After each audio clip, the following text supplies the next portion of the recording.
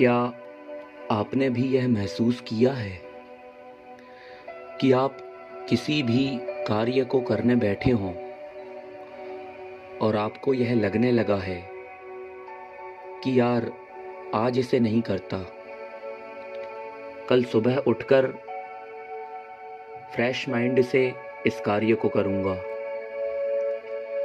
सुबह आप बोलते हैं आज दोपहर में एक मैच देखकर कर लूँगा,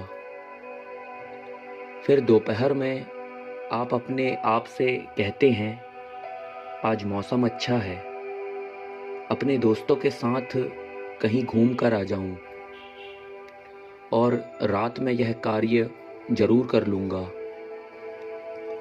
पर रात होने पर आप फिर बोलते हैं कि सुबह उठकर फ्रेश माइंड से वह काम कर लूँगा और वो कार्य आज से कल, कल से हफ्तों और हफ्तों से महीनों में नहीं हो पाता। यह टालने की ही आदत हमें बार बार अपने लक्ष्य से भटकाती जाती है। आज मैं तुम्हें इसे रोकने का तरीका बताऊंगा। पहला है, कार्य के ना होने के नुकसान के बारे में सोचें। अगर आपको किसी कार्य को ना करने का मन करे तो यह सोचो कि अगर इस कार्य को मैंने आज नहीं किया तो इससे क्या क्या नुकसान हो सकते हैं। स्टडी कहती है दिमाग तुरंत मिलने वाले फायदे पर ध्यान देता है, ना कि भविष्य में मिलने वाले फायदे पर। अगर हम खुद को यह समझा दें कि अगर यह कार्य अभी नहीं किया तो इसके नुकसान क्या क्या हैं, तो दिमाग बहुत हद तक आपकी मदद उस कार्य को करने में करेगा। खुद को अवार्ड दें। आप किसी बड़ी योजना पर काम कर रहे हैं तो बहुत हद तक चांसेस हैं कि आप बीच में निराशा से गुजरेंगे, पर अगर आपने अपने आप को हर स्टेप के पूरा होने पर खुद को रिवॉर्ड दे दिया, जैसे किसी गेम में आपके ना जीतने पर भी आपको नाइस या गुड या 1-2 स्टार दिए जाते हैं,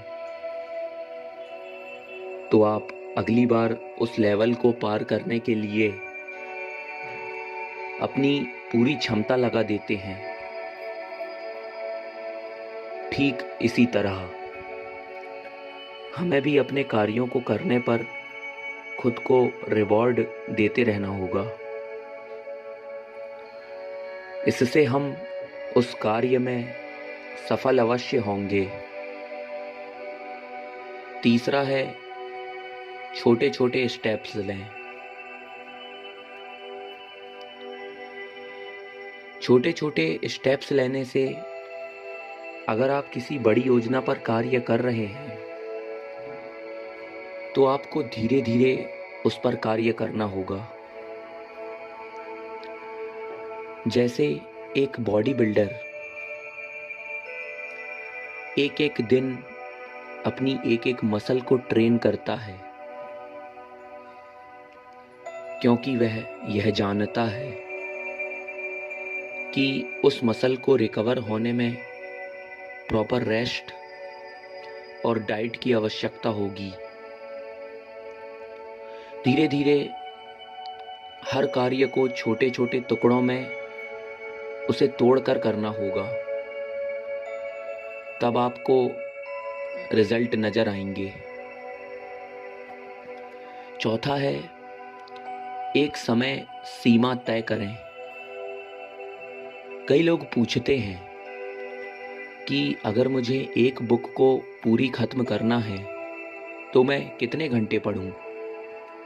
देखो भाई, अगर आप एक बुक को ख़त्म करना चाहते हैं और अगर आप यह सोच रहे हैं कि यार मैं कितनी देर पढूं, तो आप इसकी जगह यह सोचें कि अगर इस बुक में 500 पेज हैं तो आज मैं इसके कितने पेज पढूं कि यह बुक 1 महीने में ख़त्म हो जाए। ऐसा करने पर आप उस काम को आज मैं इतने घंटे नहीं पढ़ पाया तो छोड़ देता हूँ, ऐसा नहीं कहेंगे, क्योंकि अब आपके पास डेली का टारगेट है। 5वां है डिस्ट्रैक्शन से दूर रहना। यह आप भी अच्छे से जानते हैं कि आप बार बार एक काम को करते हुए डिस्ट्रैक्ट हो जाते हैं। सोचिए, आप जब पढ़ रहे थे तभी मोबाइल में नोटिफिकेशन बेल बजती है।